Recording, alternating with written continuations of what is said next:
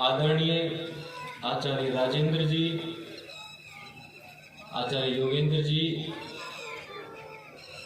मेरे प्रिय भ्राता आचार्य अंकुर आर्य जी, मेरे दाएं और बाएं बैठे हुए साधु सन्यासी आचार्य और आचार्याएं, कार्यक्रम में उपस्थित मातृशक्ति, सभ्य समाज, युवा साथी और छोटे बच्चों, इस कार्यक्रम में आप सभी की पावन उपस्थिति को मैं प्रणाम करता हूं, नमन करता हूं।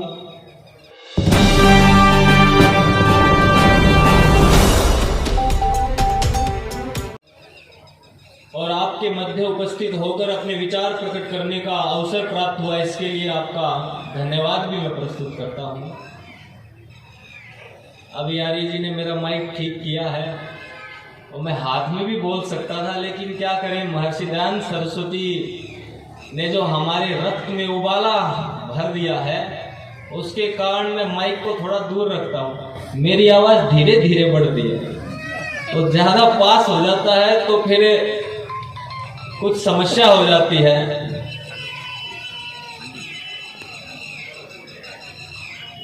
महर्षि दयानंद सरस्वती द्वितीय जन्म शताब्दी हम मना रहे हैं,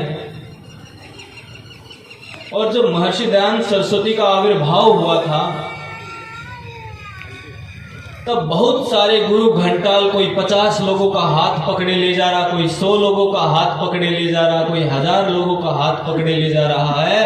अनेक मत, पंथ और संप्रदाय हिंदुओं में पनप रहे थे। ऐसे समय पर महर्षि दयानंद सरस्वती से देखा नहीं गया।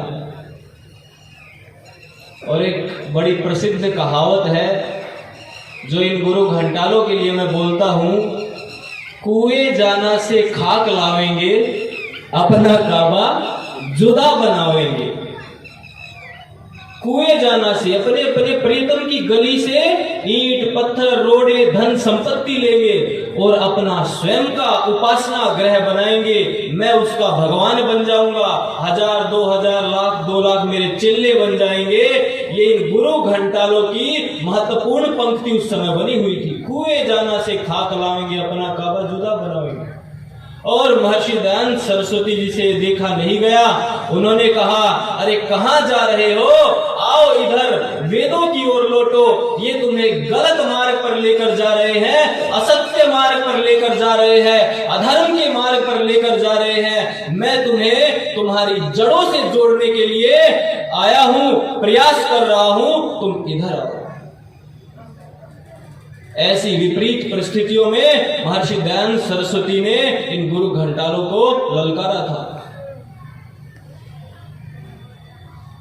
इनका मूल बड़ा ही कमजोर है। कभी कभी देखा है ना, जब मंच पर अधिक व्यक्ति हो जाते और मंच गिरता है तो बहुत हंसी आती है। हिंदुओं के आज जो शास्त्र हैं उनका आधार बहुत कमजोर है। इतना कमजोर है कि यदि थोड़ा सा भी वजन, थोड़ा सा भी इधर से उधर हो जाए तो ये धराशाही हो सकते हैं। इसीलिए महर्षि दयानंद सरस्वती ने कहा, वेदों की ओर लौटो। एक बहुत बड़े गुरु घंटाल श्री श्री रविशंकर हुए, जाकिर नायक ने बहला फुसलाकर बोला लिया, आजा हिंदू मुस्लिम एकता करेंगे। चला गया, उसको थोड़ी पता था क्या करवाएगा। बोला पहले तू बोल। बोला ठीक है। उसने बोला भगवान के विषय में हम तो पहले साकार को मानते हैं, फिर साकार से धीरे धीरे निराकार की ओर जाते हैं। फिर आई जाकिर नाइक की बारी। जाकिर नाइक बोला, अरे आप बाद में निराकार पे जाते हो, हमारी तो शुरुआत निराकार से है। इन गुरु घंटालों का ये जो गलत वहां पर उदाहरण प्रस्तुत हुआ, लाखों करोड़ों लोगों ने ये चीज देखी और उन्होंने ये मान लिया कि इस्लामी सर्वश्रेष्ठ होगा। इनका आधार इतना कमजोर है, भले ही इनके पास 20 50 100 1 लाख 1 करोड़ फॉलोवर हो जाए, लेकिन इनका आधार इतना कमजोर है कि ताश के पत्तों की तरह बिखर सकते हैं। ऐसे इस हिंदू समाज को महर्षि दयानंद सरस्वती ने जागरूक करना आरंभ किया था। हम उस महर्षि दयानंद सरस्वती की आज जन्म शताब्दी मना रहे हैं, द्वितीय जन्म शताब्दी मना रहे हैं। एक कहानी आती है ना, सुनी होगी आपने। किसी के पास एक नाव थी, नाव बहुत पुरानी हो गई थी, तो वो एक नाव पर पेंट करवाने वाले के पेंटर के पास चला गया। बोला मेरी नाव में कल आके पेंट कर दोगे आप? बोला हाँ इतने रुपए लगेंगे, कर दूंगा पेंट। बोले ठीक है। वो अगले दिन आ गया पेंट वाला, और उसको जिसकी नाव थी कहीं जाना पड़ गया, तो उसने पेंट कर दी। वो 2-3 दिन तक बाहर रहा, पेंट सूख गया और वो आ गया अपना, भाई मेरा काम हो गया है। अगले दिन वो व्यक्ति उस पेंटर के पास आया जिसकी नाव थी, और उसको बहुत सारा धन दिया, बहुत सारा। बोला अरे पेंट करने के लिए तो आपने धन दे दिया था मेरे को, ये किस लिए दे रहे हो इतना धन? बोले आपको एक छोटी सी बात बताता हूं, मैंने आपको यहां आके कहा मेरी नाव में पेंट कर देना, लेकिन ये बताना भूल गया था कि उसमें एक छेद भी है, और आपने बिना मेरे कहे उस छेद को ठीक कर दिया। बोले इसमें कौन सी बड़ी बात है, मुझे छेद दिख गया मैंने ठीक कर दिया, इसमें कोई बड़ी बात, इतना धन इसके लिए? बोले नहीं, जब पेंट सूख गया मेरे 2 छोटे बच्चे नाव लेकर समुद्र में चले गए थे, और जब मैं आया मेरी पत्नी ने कहा कि पुत्र तो समुद्र में नाव लेकर गए हुए हैं। मैं बहुत चिंतित हो गया कि आज मेरे पुत्र संभवतः लौटेंगे नहीं, क्योंकि नाव में छेद हो गया था, और मैंने पेंटर को कहा नहीं उसे ठीक कर देना, तो उसने किया भी नहीं होगा। तो आज तो उसे बहुत चिंता हुई उसके पुत्र आएंगे या नहीं आएंगे। लेकिन कुछ ही देर के पश्चात मुझे वो नाव दिखाई दे रही थी कि मेरे पुत्र आ गए। मैंने देखा ये छेद तो ठीक कर दिया है, आपने बिना कहे नाव का वो एक छेद ठीक कर दिया। मेरा जीवन, मेरे प्राण से भी प्रिय 2 पुत्र आज मेरे साथ हैं, ये धन तो उनके सामने कुछ नहीं है। इस कहानी से मैं एक बात बताना चाहता हूं, महर्षि दयानंद सरस्वती ने हिंदू जाति के इतने छेद दूर किए, इतने छेद दूर किए कि उनकी गिनती भी नहीं हो सकती थी, लेकिन एक छेद के लिए इतना धन मिला। और महर्षि दयानंद सरस्वती को साधन, संसाधन, धन, संपत्ति, मान सम्मान तो दूर रहा, 17 बार जहर दिया इन्हीं गुरु घंटालों के चेलों ने, और इन्हीं गुरु घंटालों ने एक छेद किया था उसने ठीक। और महर्षि दयानंद ने इनके कितने छेद, असंख्य छेद दूर किए, लेकिन महर्षि दयानंद को जहर देकर मार दिया। ये हिंदू जाति कभी भी अपने हितकारकों को नहीं समझ पाती है। महर्षि दयानंद सरस्वती एक दिन बरेली में थे, महात्मा मुंशी राम के पिताजी के यहां। रात्रि को अचानक से उठ गए। उन्होंने कहा स्वामी जी क्या हुआ, कोई पीड़ा शरीर में, औषधि के लिए जाएं, कुछ करें? बोले मेरे दुख की जो ये व्यथा है, इस व्यथा को कोई डॉक्टर, नीम, हकीम, आयुर्वेद का आचार्य ठीक नहीं कर सकता है। मेरे गरीब देशवासियों को जो बहुत पुरुषार्थी हैं उनको ईसाई बनाया जा रहा है, उनको मुसलमान बनाया जा रहा है। ये पीड़ा मुझे अंदर से दुख दे रही है, मैं इस पीड़ा को देख नहीं पा रहा हूं, इसकी मुझे बहुत दुख होता है इसके लिए। अब मुझे राजा महाराजाओं को सुधारना पड़ेगा, तब जाकर के राष्ट्र सुधरेगा। इस प्रकार की बात जो महर्षि दयानंद सरस्वती कहते हैं, और वो हम जब पढ़ते हैं तो पता लगता है ऋषि दयानंद के दिल में कितनी तड़प रही होगी इस हिंदुओं के लिए। लेकिन इन्हीं हिंदुओं ने उस ऋषि दयानंद को 17 बार जहर देकर मार दिया।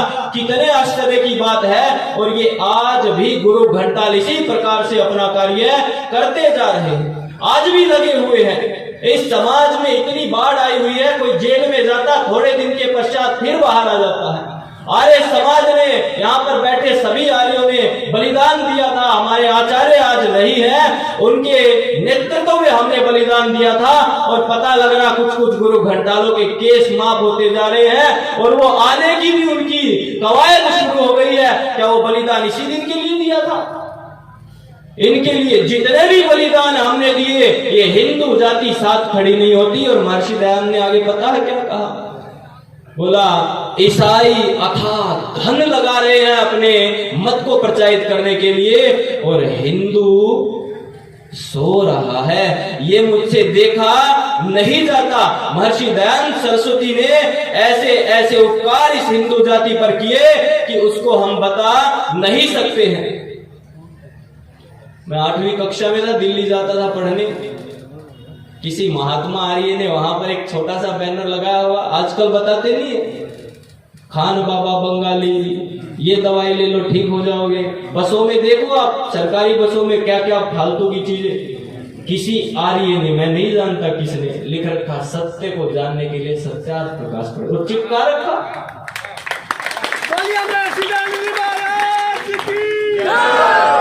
ये किसी आर्य का पुरुषार्थ था। मैं आज तक जान नहीं पाया, लेकिन मैंने पढ़ा और बालक के कोमल हृदय में, मस्तिष्क में वो बात पड़ गई, और मैंने वो मंगवाई किसी से, और मैंने पढ़ी। और जो वीर सावरकर जी ने कहा था, सत्यार्थ प्रकाश वो ग्रंथ है, वो हिंदू जाति की ठंडी रगों में उष्ण रक्त का संचार करने वाला ग्रंथ है। और उस दिन से मेरा जो रक्त था, वो ठंडा पड़ा हुआ था बालकपन में, वो उष्ण हो गया, और मैं बाकियों का भी रक्त उष्ण करने में लगा हुआ। ये आर्यों का पुरुषार्थ था।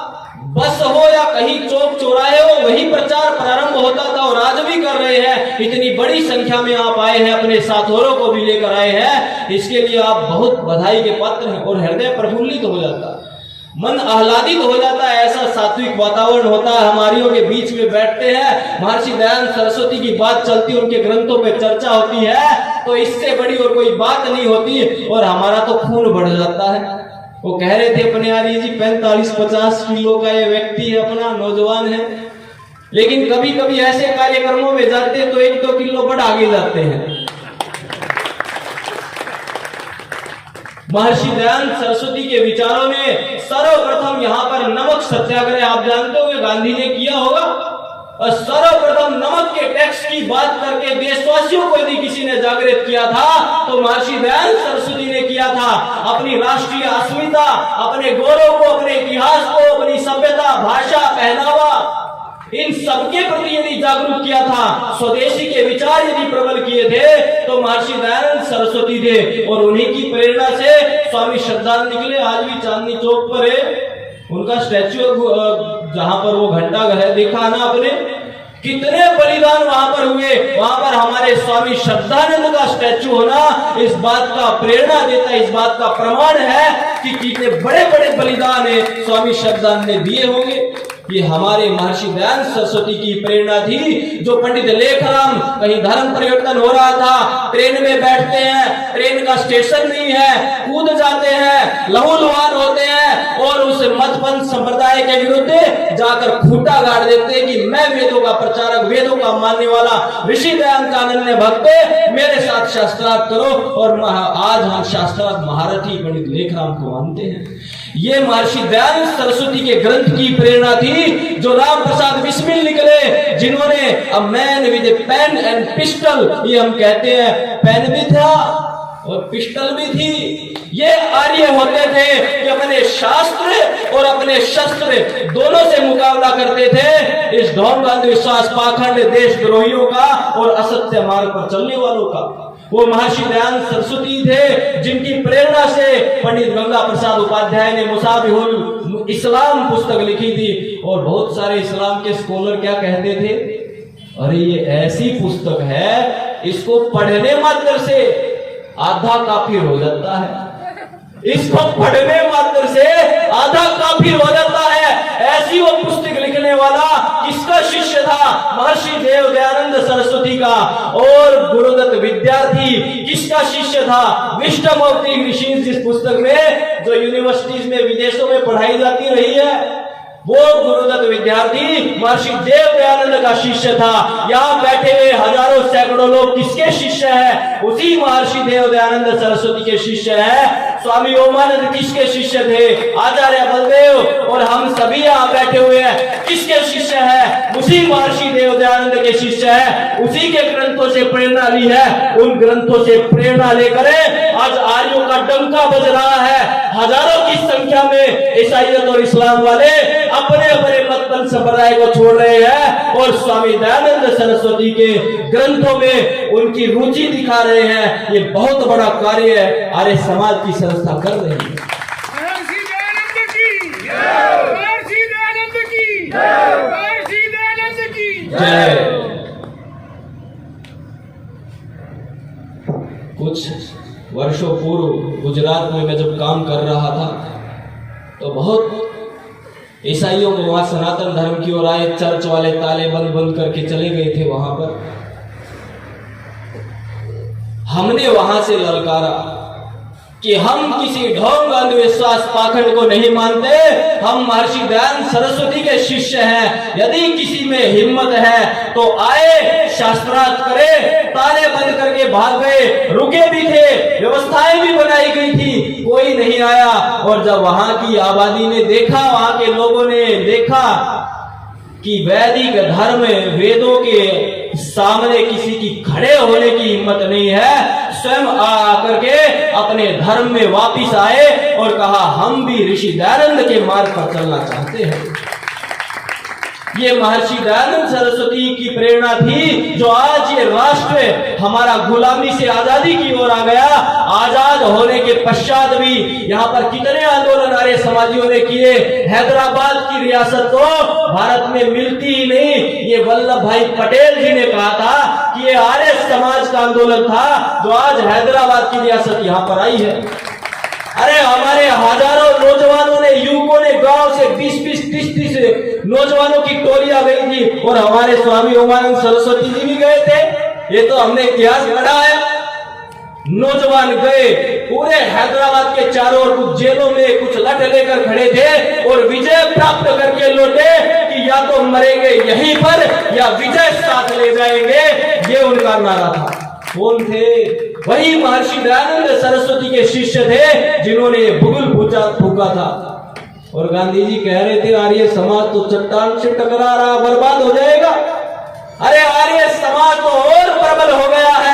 अपने मन से ये अपनी जो भी अज्ञानता निकाल दो कि आर्य समाज कमजोर है। आर्य समाज इतना प्रबल है, इतना पुरुषार्थ करके आगे बढ़ रहा है। लाखों करोड़ों की संख्या में नौजवान आ रहे हैं और भविष्य आर्य समाज का है, क्योंकि लाखों नौजवान लाइन में खड़े हुए हैं हमारी साइंटिफिक वैज्ञानिक बातों को मानने के लिए। महर्षि दयानंद सरस्वती का आज जो जलवा है वो पूरे ब्रह्मांड में देखने को मिलेगा, पूरे विश्व में देखने को मिलेगा। ये मैं आपको यहां से कह करके जा रहा हूं। इतना ही नहीं, यहां पर ऐसे ऐसे राजनेता हुए हैं जो महर्षि दयानंद को मानते थे और आज वर्तमान के भी, जिन्होंने डंका बजाया है लेकिन खुलकर के कहा है कि ये सत्यार्थ प्रकाश पढ़ा है मैंने, तब जाकर के समाज के लिए कुछ कर रहा हूं। अभी नाम लेने की आवश्यकता नहीं, हम तो समाज सुधारक हैं। वो महर्षि दयानंद सरस्वती, उनके बलिदान को जब हम याद करते हैं, उनके साहित्य को जब हम पढ़ते हैं, उनके पांडित्य को जब हम देखते हैं तो उनका लोहा सब मान जाते हैं। जब एक बार उनके शास्त्र उनके रखते हैं सामने और पढ़वाते हैं तो मैंने कहा ना, आधा काफिर तो पढ़ने मात्र से हो जाता है। इतना भय है। हम दोनों भाई तो अंकुर आर्य जी अभी लगे हुए हैं, इतना अनुभव हमने लिया है। वो लोग पढ़ते नहीं है, उठाओ मत, कभी उठाओ और ये लोग भाग जाए तो पढ़ेंगे उसमें। अब महर्षि दयानंद के विचार यदि कोई पढ़ेगा तो निश्चित रूप से सत्य में आएगा, तो पढ़ो भी मत। ऐसी मानसिकता बनाई जा रही है। इतना प्रबल वेग महर्षि दयानंद के शास्त्र पढ़ने से होता है। और हमने देखा हमारे आर्यों का पुरुषार्थ, बोले तुम्हारी सत्यार्थ प्रकाश को बैन कर देंगे। कर दो, स्वामी श्रद्धानंद के गुरुकुल और आर्यों में इतना बल था। अरे महर्षि दयानंद सरस्वती ने बुद्धि दी थी, विचार परिवर्तन किए थे, केवल इस शरीर का दुरुपयोग करना नहीं सिखाया, सदुपयोग करना सिखाया था, विचारों की क्रांति की थी, विद्या हमें दी थी। हम अपने ग्रंथ को कंठस्थ कर लेंगे, जिसमें हिम्मत है इस ग्रंथ को बैन कर दे, वो बैन हटाना पड़ा चलाएगी। तो बैन तो तब चले जो पुस्तक बैन हो। आप कागज के इन टुकड़ों को यदि बैन करना कह रहे हो तो ये बैन करना नहीं होता। हमारे यहाँ तो वेदों को कंठस्थ करने की परंपरा रही है। ये तो सत्यार प्रकाश, इसको हम कर लेंगे कंठस्थ। जब महर्षि दयानंद सरस्वती के एक शिष्य ने रंगीला रसूल लिखी थी तो भूचाल आ गया था।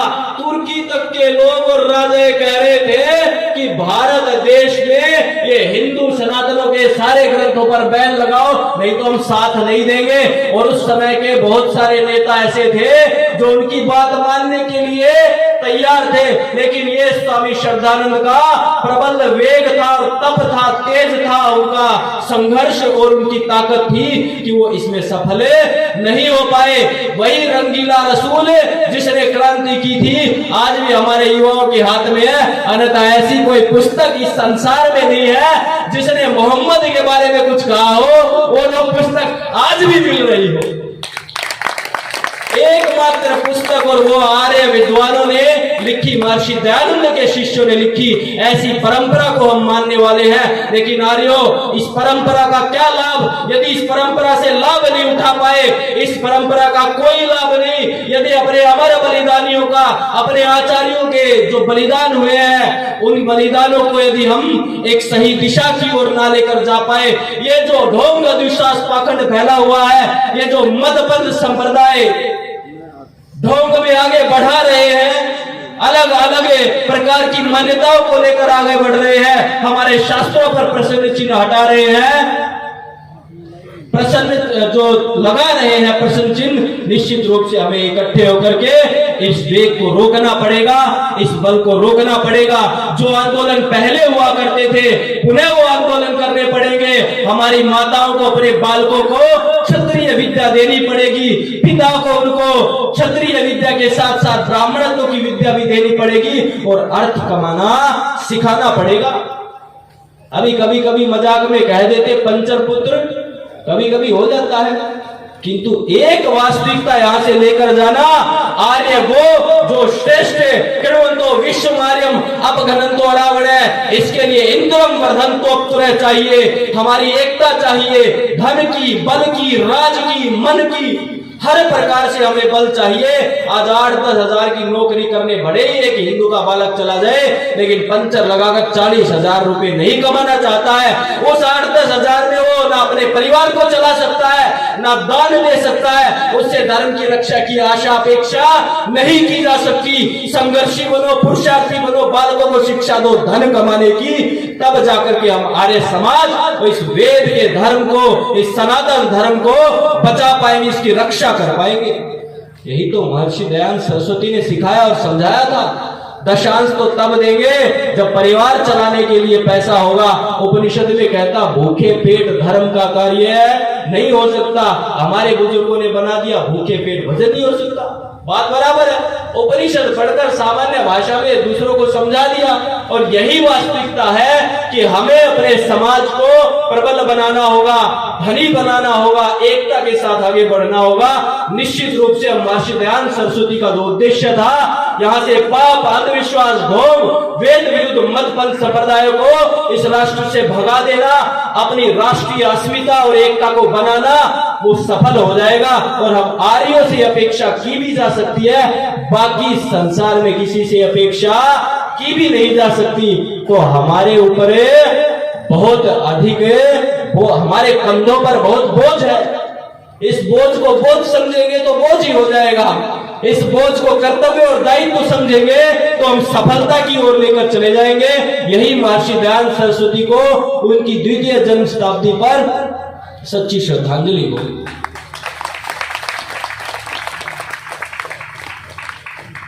बहुत सारे गुरु घंटाल यहाँ पर हैं, कुछ तो ये हरियाणा में भी हैं, कुछ यूपी में भी हैं, किसी में भूत आ रहा है, कोई भूत उतार रहा है, किसी में हनुमान आ रहा है, किसी में शिव आ रहा है, किसी में मत्ता आ रही है और किसी में तो सारे ही आ रहे हैं। पता नहीं कितने उसके अंदर घुसे हुए हैं और किस किस प्रकार से झूलते हैं, घूमते हैं और हिलते हैं, समझ में ही नहीं आ रहा है। ऐसे ऐसे गुरु घंटालों के विरुद्ध आर्य समाज को खड़ा होना पड़ेगा। ये दूसरे ऋषि दयानंद सरस्वती के हत्यारे हैं, इसको कभी भूलना मत। यही महर्षि दयानंद सरस्वती को सच्ची श्रद्धांजलि होगी। यहां से मैं इतना ही कहना चाहूंगा। आप सभी ने मुझे ध्यान से सुना, आप सभी का बहुत बहुत आभार। आपने बुलाया इसके लिए भी आभार, और हमारे अंकुर भाई ने जो यहाँ पर बहुत महत्वपूर्ण बातें बताई हैं उनको आप निश्चित रूप से अपने जीवन में धारण करें, यही मैं आपसे आशा और अपेक्षा रखता हूं। वो वर्तमान समाज के युवाओं की मानसिकता को जानते हैं, पढ़ते हैं, निरंतर उसके संपर्क में है, तो आप उनकी वाणी को बहुत धैर्यपूर्वक आपने सुना, अपने घर लेकर जाए, उसको अपने जीवन में धारण करें। ओम नमस्ते। ओम बहुत बहुत आभार भाई राहुल आर्य जी का, अंकुर आर्य जी का, और आपने बड़ी ओजस्वी वाणी के साथ सभी आर्यों में उत्साह वर्जन करने का काम किया। एक बार जोरदार तालियों के साथ सभी स्वागत। मैं निवेदन करूंगा हमारी इस आयोजन कमेटी के स्वागताध्यक्ष भाई आर्य सुरेश मलिक जी से, भाई आर्य रामपाल कुंडू जी से, योगेंद्र जी से और आजाद जी से, भाई अंकुर जी को और राहुल जी को एक स्मृति चिन्ह के साथ सम्मानित करेंगे। मेरा अच्छा पहले अभिमन्यु जी का, और हमारे बीच में अभिमन्यु कोहाड़ जी हमारे बीच में पहुंचे हैं, तो 10 मिनट के लिए वो अपना उद्बोधन देंगे। उसके पश्चात ये जो यज्ञ है सभी अपनी आहुतियां बदल बदल के डालते रहेंगे। मेरा सभी से निवेदन, मात्र 10 मिनट के लिए अभिमन्यु कोहाड़ जी। ओम